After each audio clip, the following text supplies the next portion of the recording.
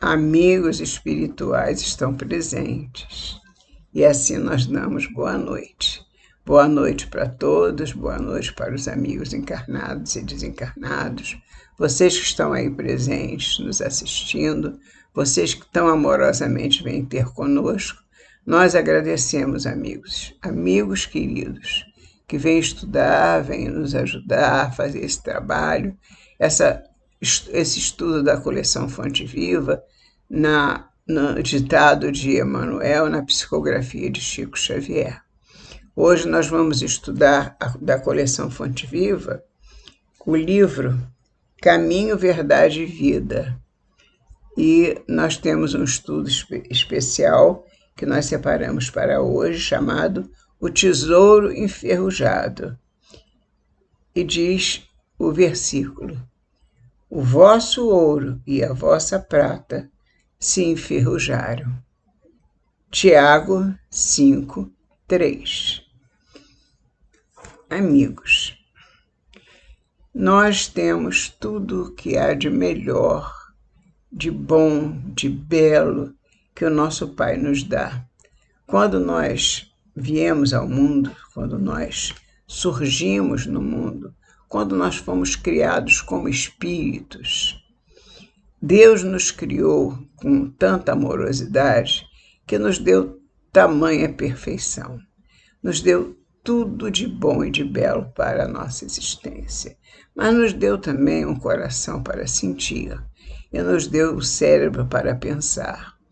E esse coração cria sentimentos e muitas das vezes nem todos são bons, porque nós temos todo o sentimento que deriva do amor numa coletânea de sentimentos maravilhosos. O amor, a beleza, a caridade, a amabilidade, a doçura, o amor ao próximo. Tudo que nós podemos sentir de bom e de belo, nós temos condições de sentir. Mas nós desvirtuamos esses sentimentos de tal maneira que nós nos deixamos apropriar por sentimentos negativos de orgulho, inveja, egoísmo, ciúme, intemperança. Tantos sentimentos negativos. E esses sentimentos, Emmanuel nos diz que são os sentimentos bons que se enferrujaram. Nós sempre fomos possuidores de bons sentimentos. O Pai nos criou com os sentimentos bons para que nós fôssemos felizes desde sempre. O Pai queria que nós fôssemos felizes desde sempre, mas nós criamos um volume grande de comprometimento em relação às nossas encarnações, que nós, perante a lei, nós temos compromissos. E nós, por esses compromissos, ficamos obrigados a reparar esses erros.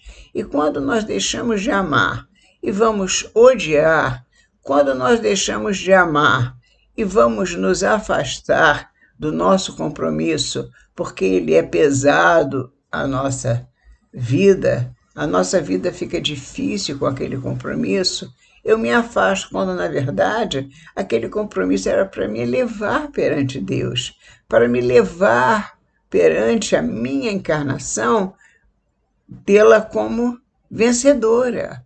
Eu consegui vencer apesar da dificuldade, eu venci, mas quando eu abandono a dificuldade para aparentemente levar uma vida mais tranquila, eu fico devendo ao final da encarnação. Então, nós continuamos devedores porque não cumprimos com a nossa tarefa ou com as nossas tarefas. Somos devedores e os nossos sentimentos, como diz Emmanuel, se enferrujam. Por isso, a lição de hoje, que se trata de O Tesouro Enferrujado. Vamos ver o que Emmanuel tem a nos dizer a respeito dessa questão. Os sentimentos do homem nas suas próprias ideias apaixonadas, se dirigidos para o bem, produziriam sempre, em consequência, os mais substanciosos frutos para a obra de Deus. Para isso fomos criados, para o bem, para o amor, para a felicidade. Mas como plantamos, fazemos com que aquilo que Deus nos deu se transformasse em algo difícil de ser transportado, carregado. Então nós preferimos lançar fora aquilo tudo de bom que recebemos e armazenar, ao contrário, sentimentos negativos. Por isso, nós fomos criados para o bem e buscamos o mal inadvertidamente. Portanto, diz Emmanuel, em quase toda parte, porém, desenvolvem-se, ao contrário, diferentemente para o que foi criado, para o bem e para o amor, em quase toda parte se desenvolvem ao contrário, impedindo a concretização dos propósitos divinos com respeito à redenção das criaturas. Tudo ao contrário daquilo que Deus criou. Deus criou os sentimentos dos homens, que esses sentimentos e essas próprias ideias apaixonadas fossem dirigidas para o bem, o homem seria feliz, o homem encontraria tudo o que ele precisa, colheria frutos substanciosos, como disse Emmanuel, frutos para a obra de Deus, porque Deus tem a sua obra, a obra que nós somos chamados a trabalhar, a servir, a progredir trabalhando nessa obra.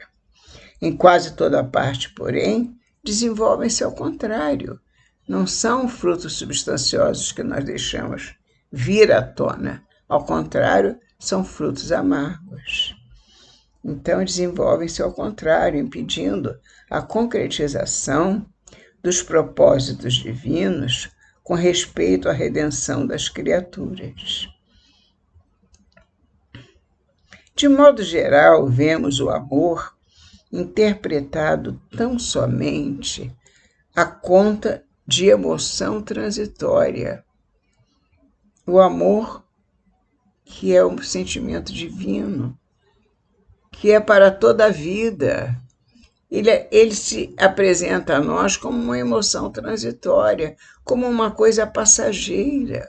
Veja só, é assim que nós aqui, encarnados, muitos de nós, olhamos para o amor, encaramos o amor com essa ideia de que ele é algo transitório.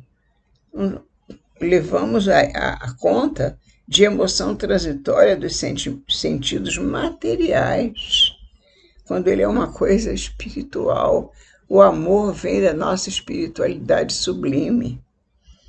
A beneficência produzindo perturbação. Onde já se viu o bem produzir perturbação? Mas é tudo que a gente vê. A beneficência produzindo perturbação entre dezenas de pessoas para atender a 3 ou 4 doentes. Ou seja, se faz uma algazarra dizendo que vão se cuidar das pessoas, chamando pessoas para o cuidado, e de repente aquilo é só um alarde falso. Na verdade, eles tratam de 3 ou 4 pessoas e acabou o trabalho, não tem mais trabalho. Que beneficência é essa que se apresenta tão rudimentar? Isso não é beneficência, isso é falta de beneficência, falta do bem, falta de caridade. Vemos a fé, diz Emmanuel, organizando guerras sectárias. Em nome de Deus se promovem guerras. Ainda se coloca uma bandeira como se de cristãos em nome de que Cristo nós não sabemos, porque o nosso Cristo, Jesus Cristo, não produziu guerra nenhuma. nenhuma guerra. Tudo que ele fez foi doar amor, foi doar caridade, foi levar o bem a todas as pessoas, a ensinar como se vive, ensinou até como se deve morrer, com serenidade. Ele ensinou de tudo um pouco, tudo de bom, nada de ruim, mas aproveitaram tudo que Jesus ensinou e deturparam tudo e passaram para o lado mal, como fazem com todos os sentidos que nós recebemos de nosso Pai Celestial. Por isso nós vemos a fé organizando guerras sectárias. Entre eles, no grupo deles, religiosos, eles criam guerras, guerras entre os povos, guerra entre pessoas, guerra dentro das famílias, guerra em tudo que é lugar. A guerra parece que vive em todos os lugares nos dias de hoje. O zelo sagrado da existência, o cuidado que nós devemos ter com a nossa existência, cria um egoísmo fulminante. Como é que pode o zelo, o cuidado com a nossa vida, nós tomarmos conta de tal maneira tão ferrenha que nós não podemos abrir um espaço para salvaguardar o nosso irmão, para servir ao nosso irmão? Nós temos um egoísmo tão fulminante, esse egoísmo nos fulmina mesmo, que nós não podemos doar nada ao nosso irmão, não podemos ser útil em nada para o nosso irmão, porque estamos perdendo tempo, entre aspas. Isso é o que dizem, né? Eles dizem que estão perdendo tempo quando vai se gastar vela com o defunto doente. Tem um negócio assim, é uma expressão assim, que é esquisita, mas é verdadeira. Eles dizem isso.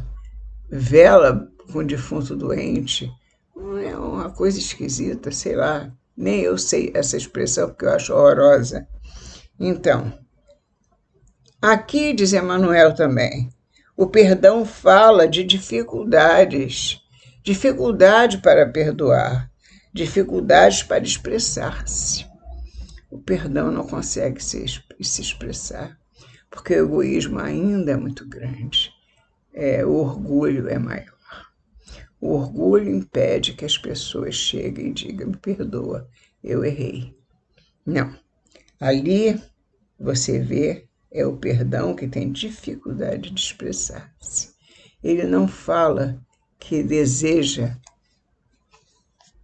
mudar de opinião, que se enganou, que ele se errou, pedir perdão, não.